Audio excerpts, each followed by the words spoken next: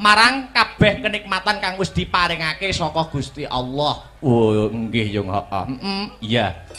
Dene taun iki, awake dhewe sak kanca kang ketiban sampur pinercaya paring lelipur, nggelar kelir gantung gong menghibur warga masyarakat Ngadipura. Wah hebat. Ing ngatasé awake dhewe lagi sepisan mrene nanging antusias lan apresiasi warga masyarakat kene luar biasa yo Mak. Wah tenan tak acungi jempol kok Nduk. Ngono.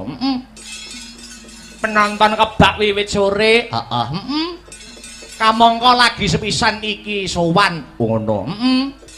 Mula itung-itung awake dhewe sowan ana ing kene uluk salam karo para warga masyarakat kene. Nggih. Ora arep apa-apa kok Nduk, tenan. Sing baku nyambung tali paseduluran karo warga ing Ngadipura kang sarta ngalap berkahe para pepundhen lan pinisepuh kang mapan ana ing Ngadipura kene. Nggih yung heeh. Mula wis sak wajibe aku karo Biyung ngaturke panuwun marang para pepundhen Ngadipura ya Mak. Bener Nduk, heeh. Ngaturke panuwun kang tanpa pepindhan, terima kasih yang sangat banyak kula kunjukaken setunggal. Nuwun nggih Bapak Kepala Desa Ngadipura, nuwun nggih Bapak Eko, Kang angka kalih sedaya perangkating Desa Ngadipura, Ketua Panitia Pak Kasun, ingkang boten lan sedaya panitia ingkang boten kula sebataken setunggal mbaka setunggal, ingkang sampun ikut andil mensukseskan lumadining adicara bengi iki. Wah, iya nggih ya. Uga ora lali ngunjuke matur nuwun marang sedaya lapisaning masyarakat Ngadipura ingkang sampun paring kapercayan kula sak kanca paring hiburan wonten papan mriki. Nggih ya heeh. Alhamdulillah. Tur aku ki niteni kang sarta nyawang kahanane Desa Ngadipura kene. Oh ngono. Kene iki kelebu desa sing komplit kok no. Desa sing komplit. Agamane kuat, budayane ya kecekel. Oh ngono. Dadi agama karo budaya mlaku berjalan seiringan. Oh ngono. Mlaku bareng. Oh, agama karo budaya ki aja digathuke, aja dicampurke, mengko ndak warsuh. Oh ngono. Ibarate kaya ril sepur kae. Oh, ril sepur. Ril sepur kae tengen karo kiwa mlaku bareng. Ning yen digathuke sepure tabrakan. Oh, ngono. Heeh. Dadi kene iki agamane ya kuat, budayane ya kecekel. Wah, tenan kok. Imane para warga masyarakat ning Ngadipura ki hebat luar biasa. Kok nganti masjid adzan Allahu Akbar, masyarakat Ngadipura gerutuk ning sawah. Ning masjid lah iya ning sawah ngejak ngampiri kancane terus dijak bareng ning masjid. Oh iya, luar biasa. Ngadipura sing dadi jenenge. Iya. Asma kinarya japa utawa nama membawa doa. Apa ana maknane? Ana Ngadipura. Ngadipura maknane apa? Yen pancen Biyung ngendikake asma kinarya japa nama kuwi mengku doa.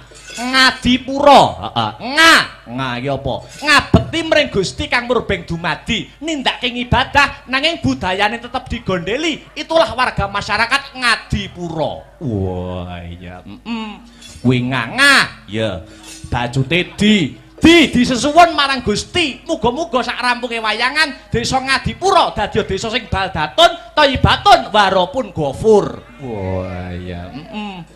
Ngadi wis pusat segala sektor mapan ana ing Desa Ngadipura, pusat wisatane. Oh, ana pantai wae 10. Lah iya, Pusat budayane uga kecekel, uga pusat UMKM. Oh, ngono. Mula motone utawa slogane ana ing Bersih Desa tahun iki, UMKM maju, masyarakat gumuyu. Wah iya. Iya ya Mak iya. Sing terakhir rasa siji lan sijine wis manunggal antarane Bapak Kepala Desa Pak Eko, warga masyarakat kang sarta dalang akbar sing disuwun mung Desa Ngadipura bisa selangkah lebih maju. Tepuk tangan untuk Desa Ngadipura pada malam hari ini. Wah. Iya, hebat luar biasa. Apike kaya ngene nek taun ngarep ra balik nek celorot ijo kan kulon aku ra melu-melu nduk. Oh iya. Celorot ijo kan kulon apa wong mikul suket ngono lho. Lah iya, sowan komplit, Mak. Sowan komplit. Kanca-kanca asung panggono brataning kautaman disingkat Astabrata. Wah iya. Saka kutha angin, kota Nganjuk. Dulur-dulur saka Ngadipura mbak menawa kapinujon senggang utawa dolan ning Nganjuk tak aturi mampir. Iya, mampir dalem keakbaran. Wah iya. Iya, iya. Nek warga kene iki tak kira ora mung disebut penggemar wayang. Oh ngono. Ning uga penikmat wayang. Ora mung penggemar wayang ning penikmat wayang. Buktine apa? Buktine ning lakon ya nggatekke, ning lagu-lagu ya menikmati, hiburane ya diapresiasi. Wah iya. Mulane kudu ngati-ngati pentas ana kene. Kesalahan-kesalahan kecil pas lakon wayang kuwi iso dikritisi karo pemerhati seni ning kene, Nduk. Apa ngono? Contone apa? Kesalahan-kesalahan kecil umpamane ning wayangan. Ning wayangan iki umpamane apa? Sing kudu ngati-ati. Umpamane nggur sak sepele sederhana tancepan wayang. Iki kudu ngati-ati. Tancepan wayange piye? Umpamane dalang nggur sak-sake nancep ning wayang ngene. Kuwi kok bare iso dikritisi. Oh, nandalang nancep ning wayang deglak kaya ngono. Oh, sing bener piye? Sing bener lha iki nek kain irenge to, Nok. Lah iki dipasne. Lah, dipasne pelek. Lho, pas sikil lho, disawang nak gagah. Oh, ngono. Wah, iya apik-apik. Wayang apa iki? Gatotkaca. Oh, apik iki, Nok. Oh iya, mergo warga kene nek seneng Gatotkaca iki prada emas asli. Mang juta tak culne iki. Malah tawa wayang. Iya, iya luar biasa. Pasugatan Banyumili. Wah, tenan, Nduk. Kanca-kanca peladen lan panitia, khususnya Pak Lurah lek ngerangkul Den Akbar wis kaya dudu karo wong liya. Iya. Kamangka lagi sepisan jiki, suguh gupuh lungguh aruh orang nguciwani. Petitik pasugatan wiwit sore Banyumili ya, Mak. Wah, jan dedaharan enak mirasa. Oh iya, Banyumili suguhane dedaharan komplit. Ha iya, kabeh disembadani, kabeh disumbutke. Oh ngono. Dedaharane top, makeme enak. Kekurangane siji, Nok. Kekurangane apa? Jedinge ora enek lampune. Lah aku akhirnya nggawa HP, tak nggo senter. Lah pas mengo mengisor kaget no aku. Loh anak lanang ngono. Lah iya. Ya, luar biasa, luar biasa. Alhamdulillah. Kembali ke benang merah. Ya piye, Nduk? Biyo ngarep ndongake apa marang warga masyarakat kang mapan ana ing Ngadipura kang bengi iki ngadaning adicara bersih desa. Dongaku ora mandek kok, Nduk. Dongaku Banyumili ngono. Muga-muga sak rampunge ringgitan kabeh para warga masyarakat Ngadipura pinaringan ayem tentrem, gemah ripah loh jinawi, karta tata raharja, murah sandang kelawan pangan adoh saka bencana alam. Allahumma amin ya rabbal alamin. Jebul kae sing dak anti-anti wis tak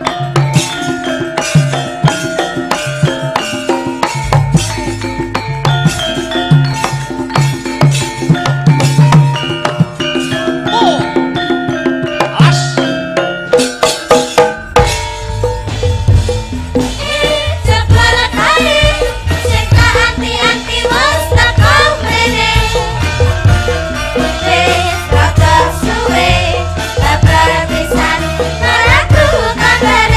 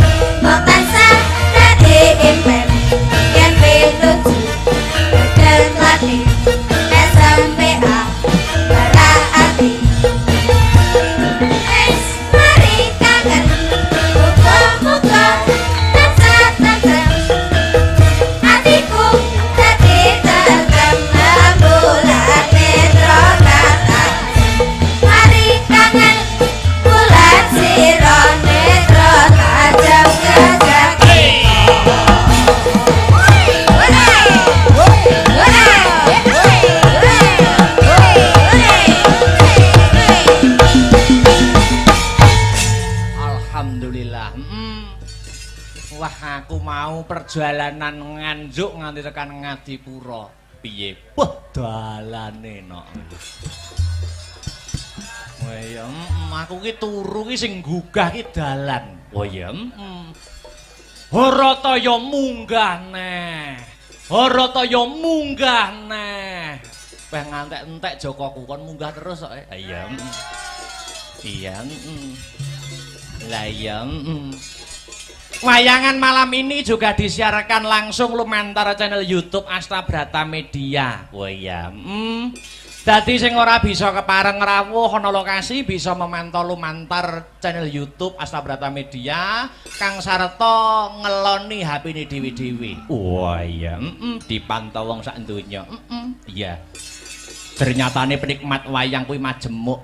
Ana penikmat wayang sing nikmati lakone, alur ceritane, ana sing seneng hiburane, ana sing nggur ndelok sindene, ana sing nonton ning lokasi nggur kepengin eruh keramaian sobo bakule. Ayo, Sing baku awake dhewe dadi pelaku seni sak bisa-bisa sak gaduke nalar, sak kadaring lampah iso nyenengke kabeh panyuwunaning para pamirsa. Oh ngono mak.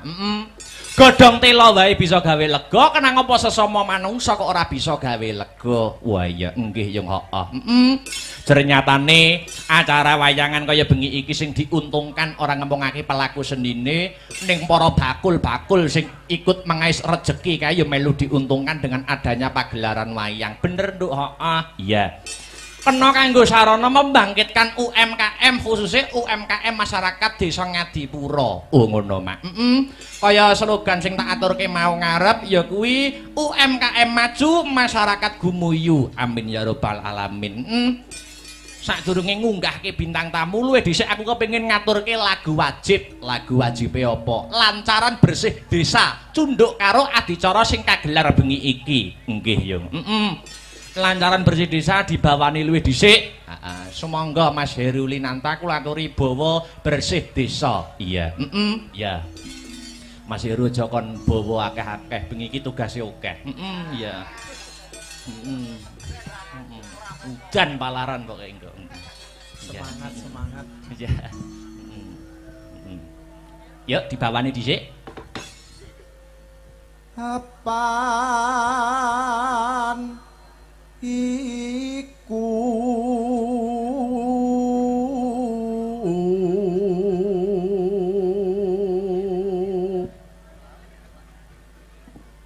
dadi kewajiban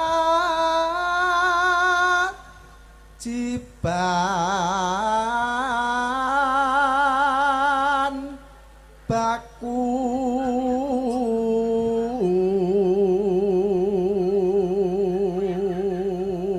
season hiburan ana ing wayangan kuwi ping 2, limbukan karo gara-gara. Nek limbukan wayange cangik limbuk wis biasa. Biasa, lumrah diganti-ganti no. Ayo. Diganti sapa? Pak Dalang.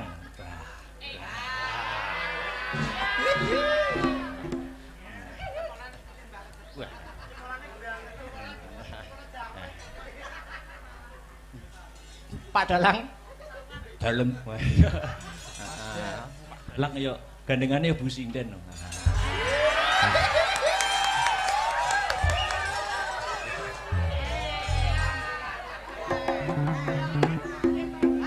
Lanjut. So warga iki. Yo. Yo lanjut. Ayo bersih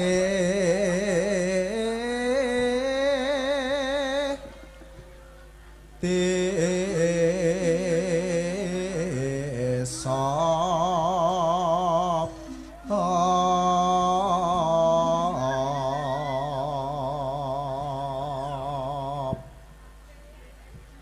murih adoh sukar sakit.